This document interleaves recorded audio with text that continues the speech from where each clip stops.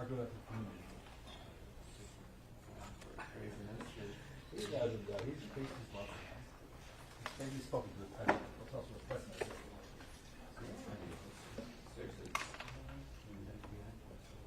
Yeah, maybe something. Yeah.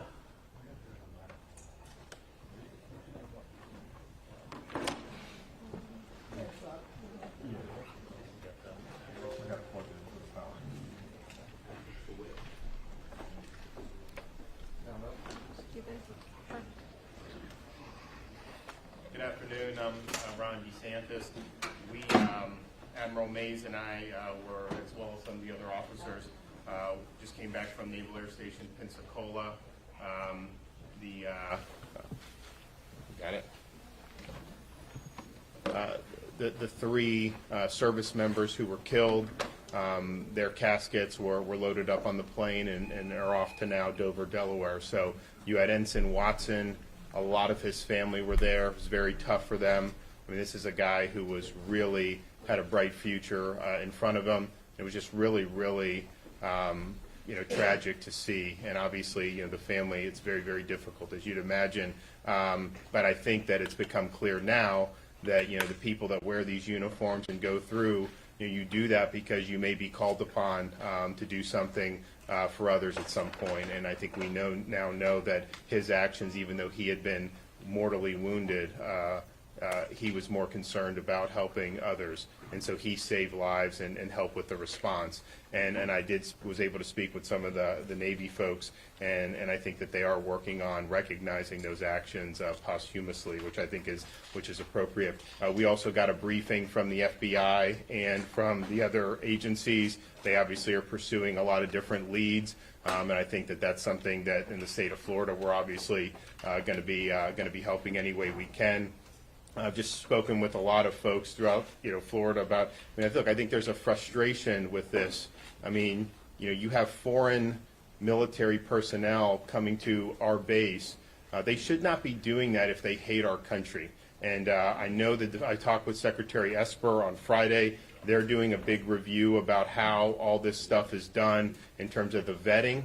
But my sense is that more needs to be done. And I think that this is something that should not have been allowed to happen.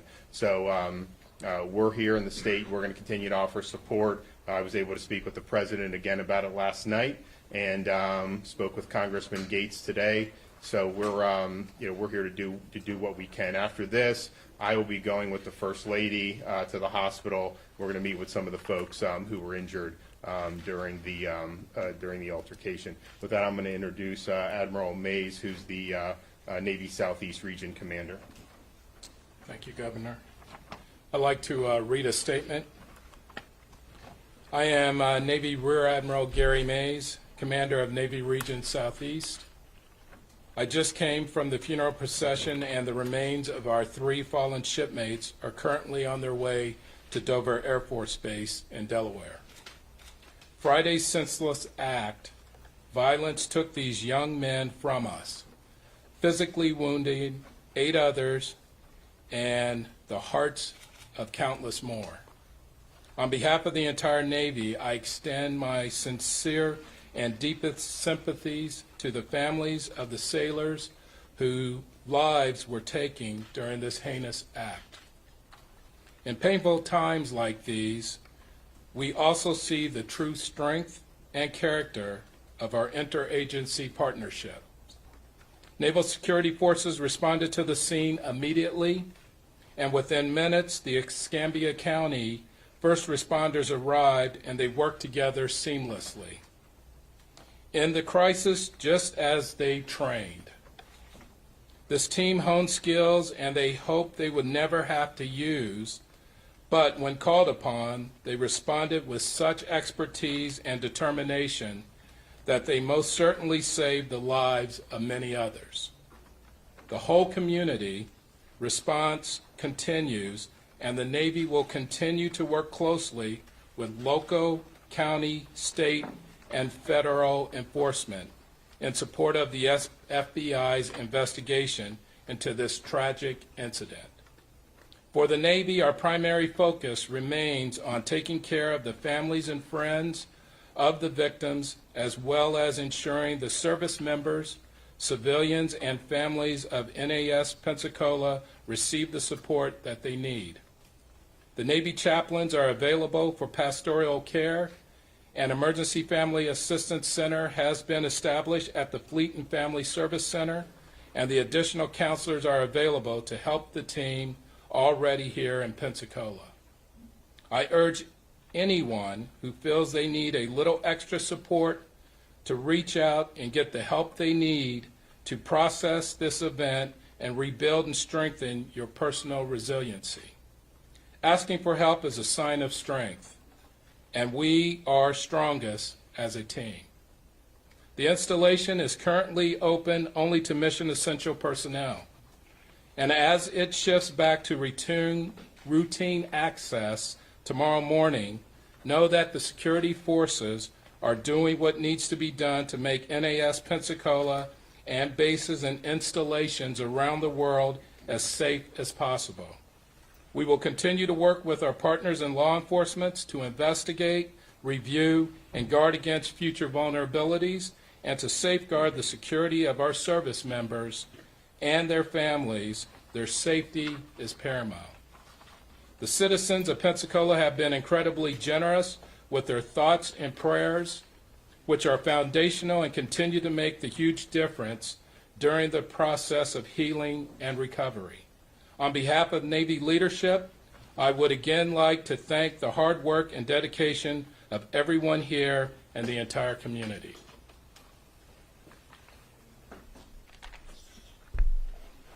I'll take any questions for anybody? Governor, you know that Pensacola and NAS Pensacola have a deep relationship with each other. What kind of resources is the state providing both to the base as well as the community? Well, we've provided folks, so our Department of Emergency Management immediately descended and was deployed for any type of mental health. We've also sent DCF to the hospitals to work with any of the families for any issues that they may be having. And then FDLE is a part of the law enforcement. Obviously, it's being led by the FBI. You have ATF involved, but we are assisting with some of the interviews and some of the things that they're doing to gather more facts. You mentioned that foreign military should not be coming here if they hate our country. What information do you have that suggests al-Shulani hated the United States? Have you read any of the reports? I mean, come on. He obviously, he had a major social media trail.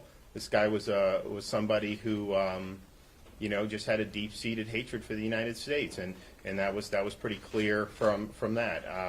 And obviously the fact that he would do something like this. And so, my view is that, for us to be bringing in these foreign nationals, you have to take precautions to protect the country. And the fact of the matter is, bringing in people from Saudi Arabia, you need to be on guard on that.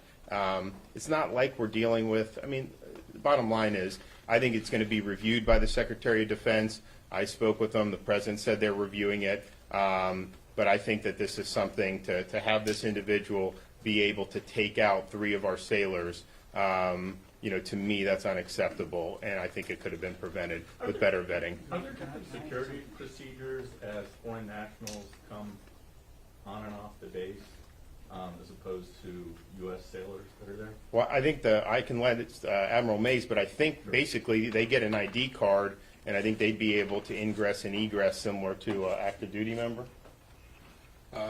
Yes, there is a vetting process that they go through prior to coming to the country, and then the Department of Defense vets those that are coming for DOD-related training. So there'd be no reason to check for a gun as they're coming on and off the base? Guns are not allowed on the Correct. base without prior permission. And so we can do random measures such as inspect vehicles for weapons. Admiral, if I can Sheriff follow wanted to up add with something real quick. Just a minute. Yeah, to your question, let me put this in a perspective that I'm dealing with in my community right now. Okay. If you want to know what the impact of this has been. By the way, my background's military. I'm a retired Air Force officer. I have trained with, Iranian at the time, Allied forces when the Shah of Iran was still in power, Kuwaitis, many from the Middle East, from the United Arab Emirates. What I'm hearing from our community is number one, Sheriff, how could this happen? We opened our country to the Allied officers. We opened our hearts.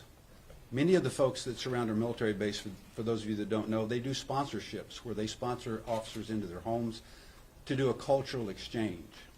And so to have had that tremendous openness with this individual, and then you should have walked the crime scene with us, and you'd understand the anger in this community right now, where the innocents that were murdered in that training building is something that would stay with you for the rest of your life. So I will tell you it would be a very long time before this community, the military and the civilian community, gets over this, because we are an open, giving, and loving people, and that has been betrayed.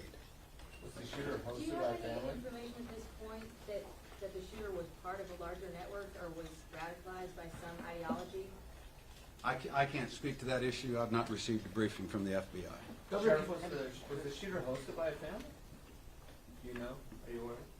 No. Okay. Governor, I'm unaware. can I ask you about the issue of guns? That foreign nationals can apparently buy guns, and maybe those were supplies by this under certain circumstances. Is that something that's a concern to you? Will we be looking at those kind of regulations? Well, that's a federal loophole that he took advantage of. I'm a big supporter of the Second Amendment, but the Second Amendment applies so that we, the American people, can keep and bear arms. It does not apply to Saudi Arabians, and so he had no constitutional right to do that for sure. Why the federal law has that, I'm just not sure. I was not aware of that. I had always thought that foreign nationals, except for certain law enforcement, just were not allowed to purchase firearms. So I think that they should definitely look at that. Whether there were other people involved in this? They're investigating that still now. So they're doing a bunch of stuff with that, and I think some of the reports you've seen about watching videos and things like that. I mean, obviously there were other people involved with that. Did they know or not know about what was going to happen? I think that that's still under investigation. If I could ask you a question about the gun issue. A lot of people, because this is not the first time there's been an attack on a military base in this country. A lot of discussion has been even said about why are guns even prohibited on a military base, which deny people the right to defend themselves. Have you talked to the president, or you given any thought yourself about changing that policies? I've not spoken with the president. Our biggest primary focus is the safety of the base, and we have rules to maintain that safety, and guns are prohibited on the installation without prior approval. Governor, locally, the sheriff mentioned the local think so. impact here in the community, and this is a community that elected you as their governor. What is your message for those that have a lot of fears right now going into this next work week? Well, I would say stay strong. I mean, you saw in this dark day, even in the midst of that, what you saw were people running to the danger to be able to save others. And that's really, I think, what this community is made of, and I think that that's really emblematic of the type of grit, courage, and determination that you see here. Obviously, I mentioned Ensign Watson, and he deserves a lot of credit. And he, unfortunately passed away, but he passed away a hero. You look at the sheriff's deputies, how quickly they were able to get in there. They saved lives as well. So I think that the community responded very, very well to this event, and I think the issues with it probably lie more in things that are outside the community's control. Some of the things that I've mentioned. Sir, on that same note, we've been here for several days, and we've heard so many stories of bravery and courage displayed by those officers that raced in toward the gunfire. What else could you tell us about those officers? Well, I think the sheriff could probably fill in some more, but as we were coming in here, we met with the dispatcher. So, I mean, I think the response time was just a few minutes, right? And so you have an active shooter, and obviously you had Ensign Watson, you had the I know at least one of the other enlisted who ended up dying. They were actively helping to direct where the response should go, and then you have the deputies in there returning fire and really preventing a lot more people from getting shot. And so you train for that, and the sheriff trains them for that. But until it's go time, you never know kind of what's going to happen. And I would say that the sheriff and his deputies, they performed exemplary, and I think that the folks here in Escambia County should be very proud of what they did. And Governor, will you be reviewing the response as well, all the things that went right, and maybe even any improvements that could be made out of this? I'm sure this would be a learning experience for a lot of people, right? No, yeah, look, I mean, I think that anytime you have, folks do right, we obviously, we'll focus a lot of times when things go bad, but you can also learn things from, why were they able to stop, and I think that that's a good lesson. Governor, are you aware at this point whether the perpetrator spent any amount of time in Pensacola prior to the attack, and whether the so-called dinner party took place on or off? Oh, so he's been in this area for quite some, at least a year and a half or 2 years on and not. But now, do you know where? when they do the training, they're here because it's a long training pipeline. They'll actually be given time. So I do believe he went back to Saudi Arabia. I know they're investigating that now.